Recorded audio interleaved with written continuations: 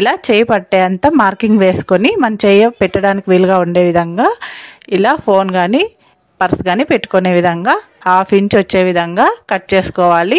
లేదంటే కొత్తగా కుట్టే వాళ్ళైతే ఇలా పైన కూడా ఓపెన్ చేసుకొని పాకెట్ స్టిచ్ చేసిన తర్వాత స్టిచ్ చేసుకోవచ్చు. ఇలా కట్ చేసుకున్న తర్వాత ఇలా ఓపెన్ చేసి చూపిస్తాను చూడండి. ఇది సైడ్కి వస్తుంది. సైడ్ పాకెట్ ఎక్కడ ఉంటుందో అక్కడ వస్తుంది ప్యాంటు. అక్కడ సైడ్ మార్కింగ్ ఉంటుంది కదా సెంటర్లో, కరెక్ట్గా అక్కడే వస్తుంది. పైవైపు ఎక్స్ట్రా క్లాత్ అవసరం లేదు కాబట్టి ఇలా క్రాస్గా పైవైపుకి ఎక్కువ మనం యూజ్ చేయం కాబట్టి అది క్రాస్గా ఇలా ఎగ్ షేప్లో కట్ చేసుకోవాలి.